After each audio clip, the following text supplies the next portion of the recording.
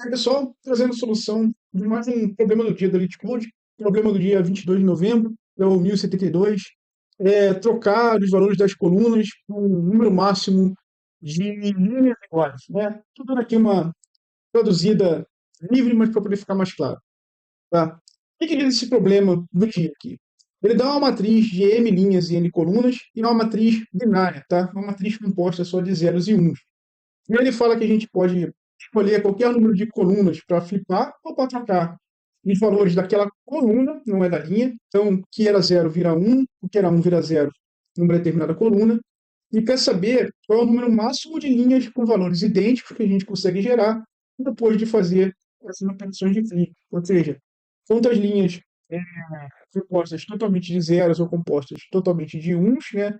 Ou quantas linhas compostas completamente de zero, mais quantas linhas compostas completamente de um, a gente vai conseguir gerar depois dessas operações. Tudo bem? Então vamos direto aqui para o último exemplo, que eu acho que é mais ilustrativo, onde ele dá três linhas, né? 000, 001 e 10. E qual é o raciocínio aqui? É que a resposta é 2, porque depois da gente trocar, por exemplo, a última coluna, vou até usar um exemplo diferente dele. Depois da gente flipar a última coluna, isso aqui vai virar 001, não é uma linha que a gente vai contar na resposta. Isso aqui vai virar 000, é uma linha que a gente vai contar na resposta. E essa aqui vai virar 111, que também é uma linha que a gente vai contar na resposta. Então, nossa resposta vai ser 2, tá? Mesma coisa aconteceria se a gente flipasse as duas primeiras colunas, né? 001, 11, 000. Tudo bem? Então, a restrição do problema aqui, que M é o número de linhas, N é o número de colunas, a gente pode ter até 300 linhas e 300 colunas, e por último, que a matriz é binária, né? Ela é composta completamente de zeros e uns. Dito isso, vamos ver como a gente vai abordar esse problema. Pessoal, para a gente abordar esse problema aqui, vamos do fácil para o difícil, né? Vamos entender primeiro assim, nosso objetivo é conseguir linhas compostas completamente de zeros. Tá? Vou botar aqui um outro exemplo, de uma linha diferente, para a gente já entender mais ou menos o que acontece. Batendo o olho aqui, sem escrever em algoritmo, né, a gente pode ver que trocar os valores dessas duas colunas aqui, né, vai fazer com que essas duas linhas sejam compostas completamente de zero. Então, por exemplo, né? Por exemplo, não, né? Esses caras aqui, eu vou trocar. Era 1, vai virar 0. E esse cara aqui, que estava tudo bem com ele, era tudo de 1, vai ficar diferente. Então, nossa resposta aqui para esse problema vai ser 2, né? Porque a gente tem duas linhas compostas completamente de zeros. Tá? Então, repara, a primeira propriedade aqui é que se uma linha é igual a outra, depois de você fazer os flips, ela vai permanecer igual a outra. Não importa o que aconteça com o flip que você faça. E o contrário também é verdade. Se uma linha era diferente da outra, ela vai continuar diferente da outra, independente dos flips que você faça. Então, vamos dizer assim, a parte fácil do problema é enxergar e, no fundo, ele quer saber quantas linhas iguais a gente tem. Tá?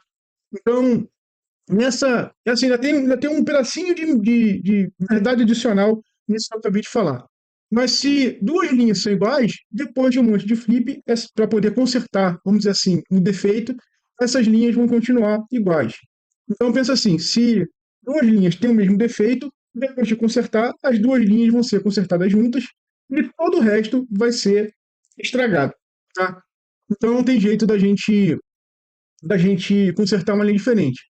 Aliás, existe um tipo de linha equivalente aqui, que é o seguinte, vou até voltar aqui para o exemplo original, mas existe um tipo de linha equivalente, vamos dizer assim, que é a linha que é exatamente o inverso da outra, tá? Então vamos dizer que aqui, em vez de 0, 1, 0, a gente tem uma linha que é 1, 0, 0, 1. Então repara, onde tinha 0 aqui, virou 1, né, e ficou exatamente o contrário uma da outra. Aqui, pessoal, na hora que eu fizer o flip dessa coluna e dessa coluna, para essas duas linhas aqui virarem linhas compostas completamente por zero, essa linha aqui vai virar uma linha composta completamente de uns, tá? Então, imagina aqui, né? Troquei essas colunas. Aqui, onde tudo é 1, vai virar 0. E aqui, onde a gente tem dois zeros, a gente vai passar a ter dois uns, né? E aí a nossa resposta para essa instância do problema vai ser 3, porque depois de fazer flip nessas duas colunas, eu tenho 3 linhas compostas de números iguais. Beleza? Então agora a gente tem mais um desafio. Como é que a gente identifica linhas que são equivalentes, né? Que uma é o inverso da outra. E aí você precisa de alguma sacada. A sacada que eu tive foi a seguinte, né?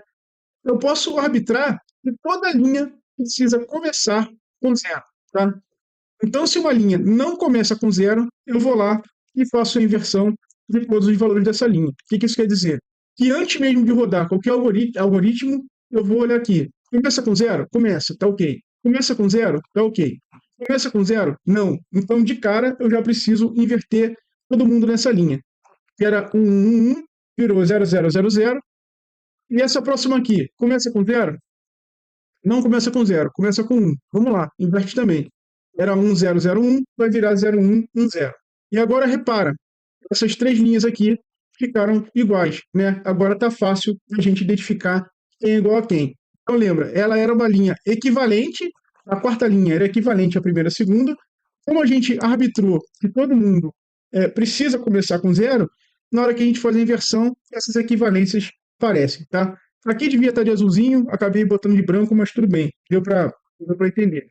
Então agora vira um problema de simplesmente contar qual o maior número de linhas iguais que a gente tem. Porque lembra, na hora que a gente consertar o defeito de uma determinada linha, todas as linhas que são iguais a ela vão ser consertadas juntas, né?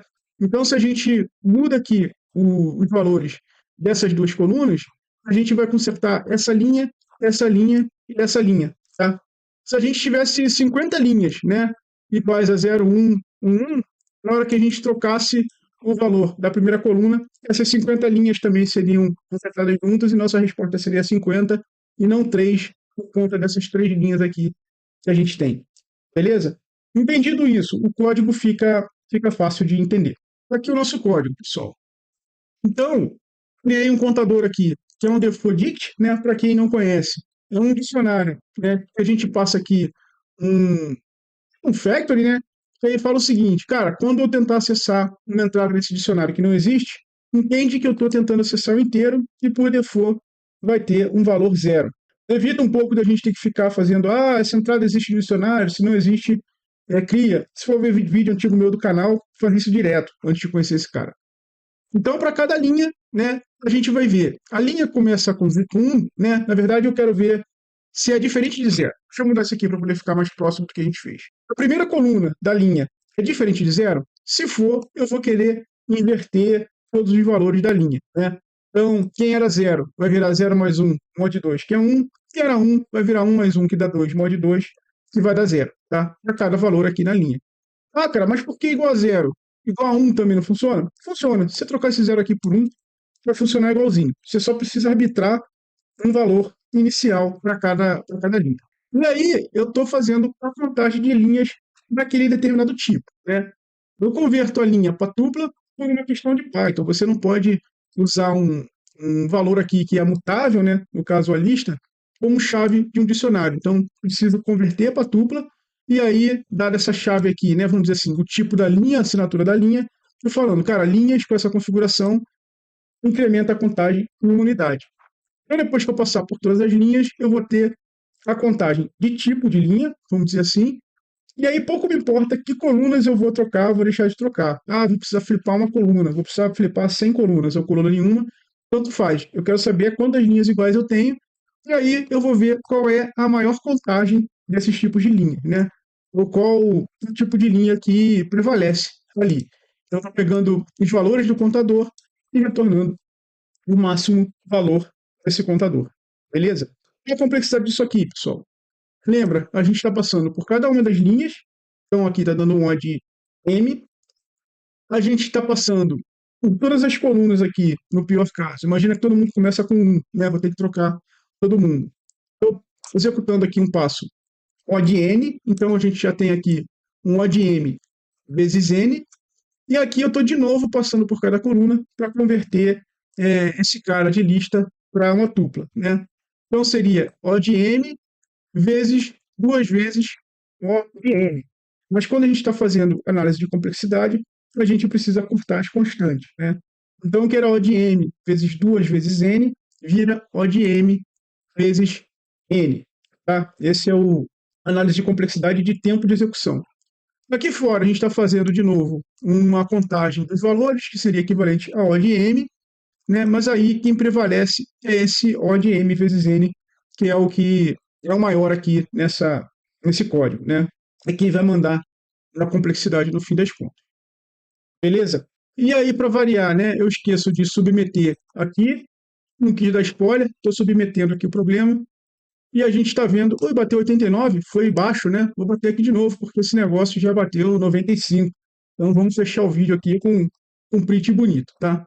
91, tudo bem, não tem problema. 90 e poucos, estamos super bem, né? Os 80 e poucos já estava bem, 90 e pouco está melhor ainda. Tá, 91,67. Vamos ficar com isso aí. Mas bateu 95, eu juro, tá? Bateu 95, tá? 91% em termos de performance em comparação das demais soluções enviadas pelo pessoal à plataforma. Memória, eu nunca acredito muito nessa, nesse número aqui. Mas de todo jeito também eu preciso falar de complexidade de memória, né? A gente está alocando uma memória adicional também que é proporcional a O de N vezes N, tá? Por quê? A gente, no pior caso, vai ter M linhas diferentes, tá? E também, no pior caso, a gente vai criar chaves aqui que são tão grandes quanto o número de colunas, né? Então, memória adicional também é O de M vezes N, tá? Então é isso, pessoal. Solução aqui gravada correndinho, antes do horário do trabalho, né? Se você gostou do vídeo, não esquece de deixar seu like. E a gente sempre, né? Quase todo dia tem feito lives de resolução do problema do dia, né? Como o LeetCode lança o problema do dia 9, problema do dia seguinte, 9 da noite, por causa do fuso, a gente acaba fazendo uma live aí por volta das 10 da noite, né? Eu ainda não tenho horário muito fixo, mas eu sempre solto uma notificação pelo menos meia hora antes, uma hora, meia hora antes. Por isso, se você gosta de acompanhar ao vivo, gosta de ver a pessoa sofrendo ao vivo para resolver problema, é importante você se inscrever no canal, ativar o sininho, das coisas que você já conhece, né? Então acompanha a gente, dá uma força lá na live, tem pouca gente, então dá pra gente trocando uma ideia também, pensando juntos, é bacana. Eu acho bacana, né? Não sei se você vai achar coisa de nerd, mas tá aí, tá? Então, por hoje tá bom, vamos nessa, até a próxima, um grande abraço, tchau, tchau.